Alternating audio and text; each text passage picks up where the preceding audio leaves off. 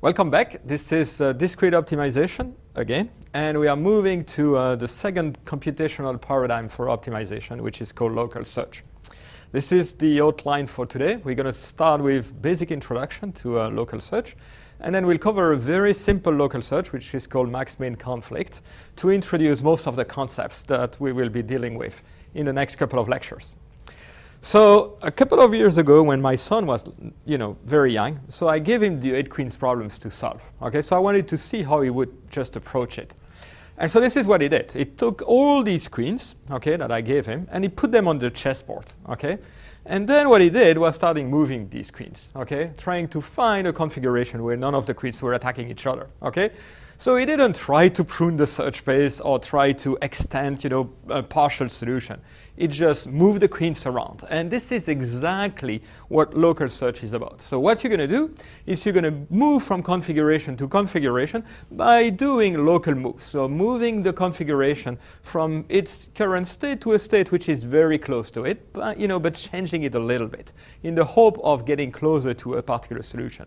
Okay, so local search, okay, is basically working on complete assignments of values to the decision variables, and then essentially is modifying those assignments.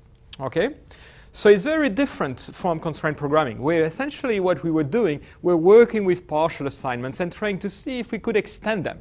And to make sure that we could extend them, we were trying to prune the search space as much as possible so that we would not try to extend them with a value which was not feasible. Local search is way more brutal. Okay, so we accept that we're going to violate some of these constraints, and then we just try to eliminate those violations as we proceed.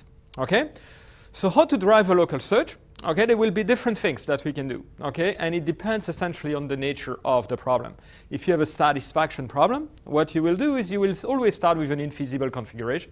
Otherwise, you would have already a solution, and therefore there would be no problem to solve. And then what we're going to do is start, move from this infeasible, configuration toward, feasibility, and trying to essentially make this configuration more and more, less and less infeasible in a sense. In pure optimization problems, the only thing that you have is an objective function. You have no constraints, okay? And what you are trying to do is essentially go to the optimal solution. So you start with a suboptimal solution, and local search is going to try to move progressively towards optimality. And then you have constraint optimization problems, which are the most complicated. Of course, you have both constraints and optimization. And I will review some of the options later on, once we have seen both satisfaction and optimization problems, because there are many ways to actually try to address those problems in local search. Okay, now let's look at satisfaction problems first and how to drive the search towards feasibility. And the key idea here is essentially we have this this satisfaction problem, and we will transform it into a sequence of optimization, into an optimization problem. Okay, so we use the concept of violation. Essentially, at any point, we have that configuration. Okay, basically these assignments of values to the decision variables, and we know that there are a bunch of constraints that are violated. Okay, we can count them, for instance. And then what we can try to do, and this is only one of the ways to do it, but we can try to minimize the number of violations to these constraints. So we want to move from a configuration to another configuration where there are fewer violations. Okay. Now, how do we do that? Well, we have to decide what is a local move. And once again, and we'll see that in the next couple of lectures, there are many ways you can move from one configuration to the next. The simple things is just to select a decision variable and change its value. Okay? So very simple move. Okay? Now, once you have defined all the moves that you can take, you have to decide the one that you're really going to select and execute. Okay? And once again, there are many choices, and we'll see many different strategies over the next couple of lectures.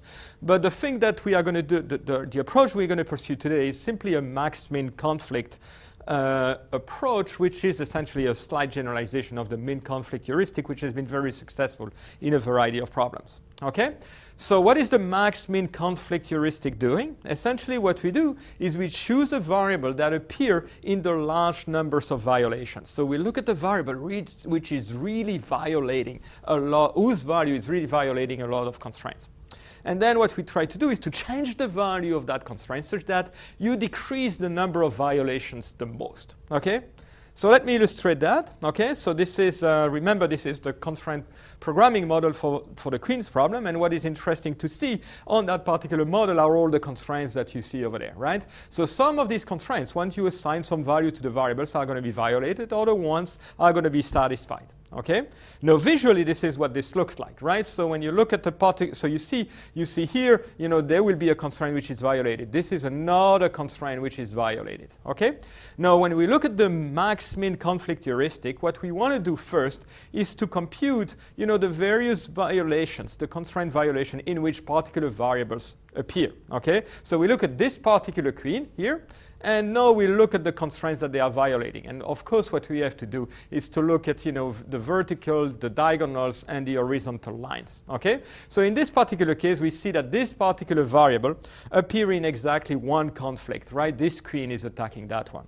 Okay? So we move to the second one. Okay? Second queen. Okay? And what we see there is that this queen attacks that queen, it attacks this one. And so this particular queen appears in two violations, okay? And we can do that for all the queens. So this is another queen, which is basically having a 2 violation. The next one is very aggressive, as there's 3 violations, and so on and so forth. And so essentially what you see here are all the violations that these variables appear into.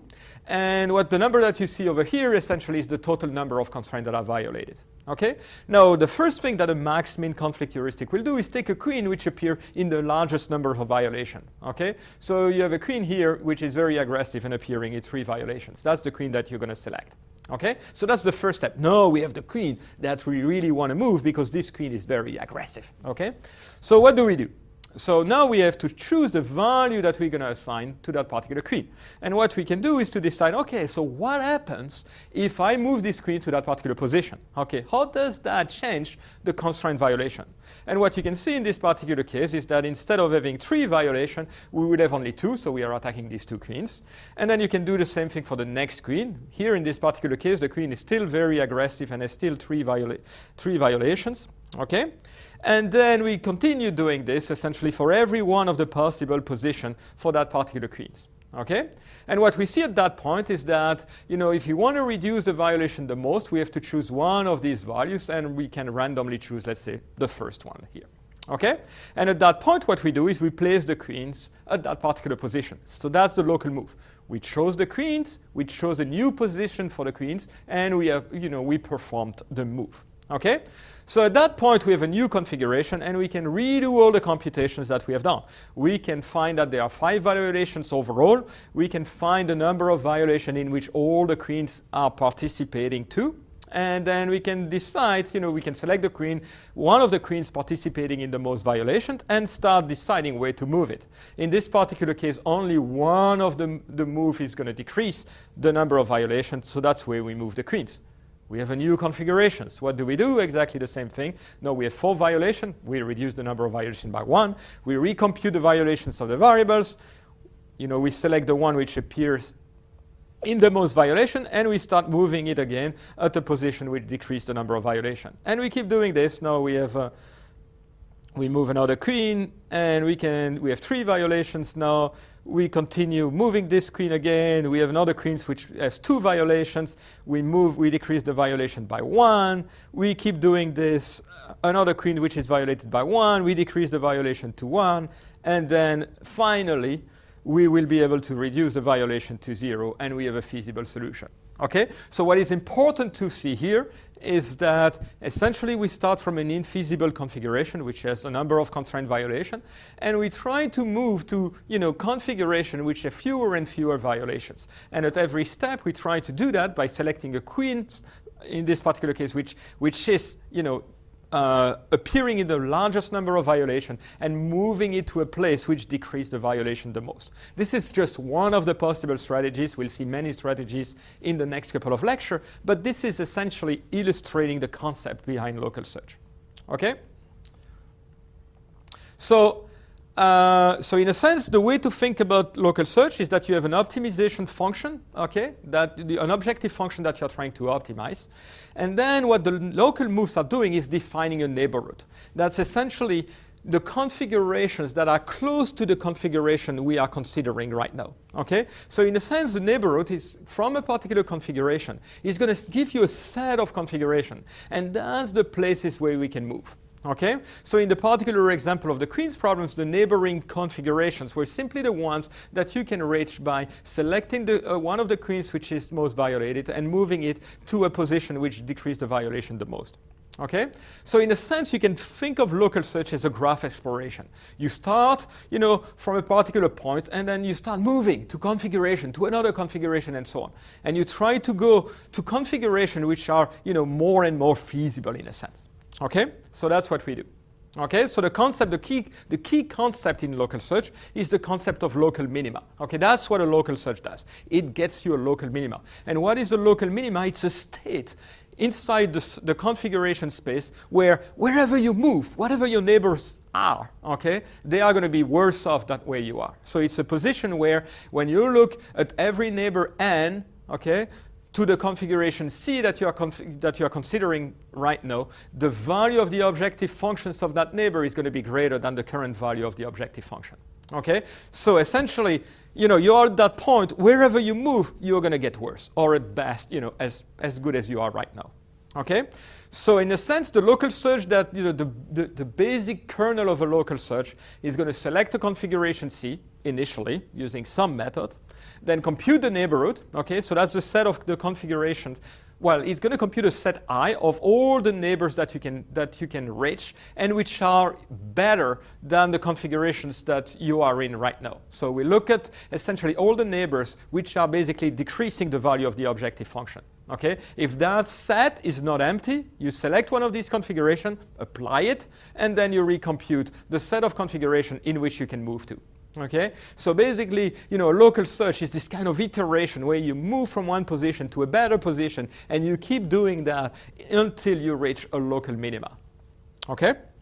So local search, gives you no guarantees. Okay? So the only thing that is going to give you is a local minima. That local minima can be arbitrarily bad or arbitrarily good. Okay? So one of the things that we'll see in a lot of the lectures later on is how to escape this local minima, or to try to find local minima that are of high quality, not getting stuck into a poor quality optima. And there are many, many ways to do this, but we'll talk about this later on once we have seen many of the concepts behind local search in itself. So for the moment, we'll do this greedy local search algorithm, which is always trying to improve and get stuck at some point in a local minima. Afterwards, we'll see how to escape. Okay? Now, in satisfaction problems, what we saw is that the function f is actually minimizing the number of constraint violations. Okay? And obviously, when this function reaches 0, we know that we have a feasible solution. If we get stuck in a local minima, which has a value higher than 0, the solution that we found is not feasible. It's the configuration that we found is not a feasible solution. Okay? So there are many ways to measure this constraint violation, and once again, this is a topic that we'll return to. But what we have done so far is basically looking at the constraints and deciding if the constraint is violated or not. There are other ways to actually measure this violation. You can consider how violated that constraint is, and we'll talk about that later on as well. And the variable violations that we actually studied in the examples, in the queen's example, were essentially counting the number of constraints that were violated and that the variables was participating into. So that's essentially the basic introduction to local search. We're going to go into more and more details in the next couple of lectures. Thank you.